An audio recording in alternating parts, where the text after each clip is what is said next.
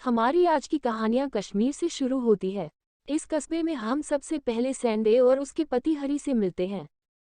3 बजे जब भी शैली से प्यार करने की कोशिश करता तो सैनी काम का बहाना बनाकर उसे रोक दी थी। संडे को सुबह सुबह का ही काम होता था। उसे हर रोज अपने पति और अपनी क्रोधी बेटी के लिए नाश्ता भी तैयार करना पड़ता था।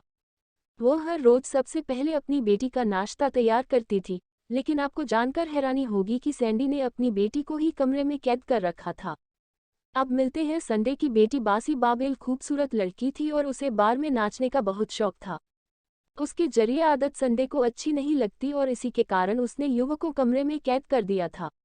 आज भी जब सैंडी उसे नाश्ता देने आती है तो हम दोनों में जोरदार बहस शुरू हो जाती है कि वह अपनी माँ से कह रही, तुम मुझे प्यार करके नहीं रख सकती। यह सरासर गलत है, लेकिन सैंडी उसे समझाते हुए कहती है कि तुम जो बार में नाचती हो वह सरासर गलत है।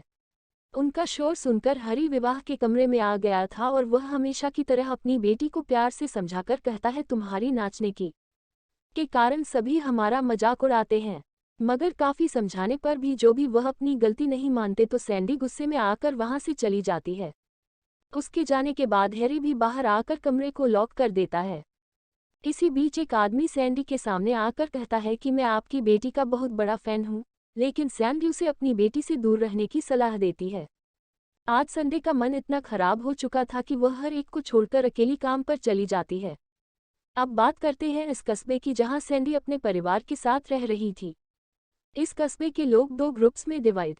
एक ग्रुप में वह लोग के जो जिस्म की प्यास बुझाने के लिए कुछ भी कर सकते थे और इनके ग्रुप का नाम पर मेन था, सैंडी की बेटी है और उसके फैंसी ग्रुप में थे। दूसरे ग्रुप में वो लोग आते थे जो जिस्म की प्यास की जगह मन की शांति को आगे रखते थे और इनके ग्रुप का नाम यूट्रस था। सैंडी और उसका पति और इसी ग्रुप में थे। इसी बीच काम पर जा रही सैंडी की गाड़ी रास्ते में ही खराब हो जाती है, जिस कारण रोड पर जाम लग गया था। वह अपनी गाड़ी से बाहर निकलकर लोगों को समझा रहे हैं लगती है, लेकिन लोग उसका और उसकी गाड़ी का मजाक उड़ाते हैं। इसी बीच सैंडी के पास से टोटल गुजर रहा था और उसमें रखा सामान सैंडी के सिर पर लगता है, जिससे सैंडी बेशक सी हो गई थी। इस चोट से सैंडी के दिमाग पर गहरा असर पड़ता है और वह जैसे ही खुद को संभालती, फोटो ट्रक वाले आदमी उसके पास आकर कहता है, माफ करना मैम, मेरा नाम यह है। इसके बाद वह जैसे ही उसे उठाकर उसकी गाड़ी में बिठाता है तो सैंडी उसे कहती है, मेरा पूरा शरीर कांप रहा है, रे शो करे। उसे कहता है कि चोट के कारण तुम्हारे जिस्म की भूख जा चुकी है। रे की बात सुनकर सैंडी को बहुत अजीब लगता है। अरे उसे अपना कार्ड देकर कहता है, तुम्हें जब भी मेरी जरूरत पड़े तो मुझे याद कर लेना। इसके बाद रे और उसके सिस्टम वाली सैनी की गाड़ी ठीक कर वहां से चले जाते हैं। दरअसल इस चोट के कारण सच में कैंडी की जिस्मानी भूख जाग चुकी थी और उसका दिल बार बार अपने पति है रे को याद कर रहा था। थोड़ी देर बाद वो अपने स्टोर तक पहुंच जाती है जब वो काम करती थी। रिस्टोर सैंडी की सचिन का क्या है, रिवर्स एंड एजी स्टोर में काम करते। सी न्यूज़ तो किधर थी और वह लोगों को समझाती थी कि जिस्म की भूख की जगह मन की शांति जरूरी होती है। वह लोगों को बार बार समझाती थी कि हमें गंदे काम छोड़कर अपने मन को साफ रखना चाहिए। थोड़ी ही देर बाद मेरी भी स्टोर में पहुंच गया था और वह आते ही अपने काम पर लग जाता है। वैसे चोट लगने से सैनी काफी बदल गई थी और हरी ने भी उसके इरादे समझ लिए थे। अब वह दोनों चीन से बहाना बनाकर अपने घर की तरफ जाने लगते हैं ताकि वहां जाकर वह ढेर सारा प्यार कर सके। कुछ देर बाद जैसे ही रात होती है तो सैंडे चोरी छुपे अपने घर से निकलती है।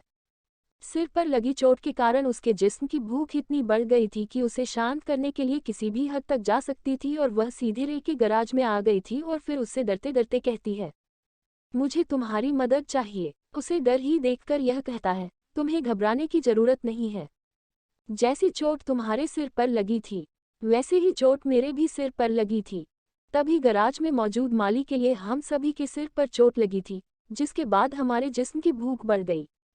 हालांकि सुनने में तो मैं यह अटपटा लगेगा, लेकिन हमारे कस्बे में जिसके सिर पर भी चोट लगती है उसका जिस्म भूखा हो जाता है। इसके बारे संडे को और भी कई लोगों से मिल पाता है जिनके सिर पर चोट लगी थी और वह सभी उसके घर में थी। कुछ लोगों की सच्चाई जानकर सैंडी बहुत हैरान होती है क्योंकि वह बहुत शरीफ समझती थी। इसी दौरान रेल से बताता है कि हम सभी पर मिक्स ग्रुप के लोग हैं और हमारे लिए जिस्म की भूख ही सब कुछ है। मैं इस ग्रुप को लीडर हूं और ग्रुप के लोगों की हमेशा मदद करता हूं। इसके बाद सेंड इट रीवा का फ्रेंड से कहता है तुम्हारी बेटी ही वह हमारे ग्रुप की जान है क्योंकि उसमें बहुत आग है और उसके कारण वह पूरे कस्बे में बदनाम है। जाओ जाकर पहले उसे याद करो, फिर हम तुम्हारी मदद करेंगे।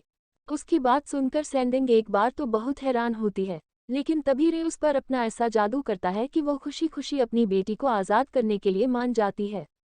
कुछ देर बाद ही वह अपने कमरे में आराम कर रही थी और तभी उसके पास से लिया कर कहती है और से तुम आज़ाद हुई।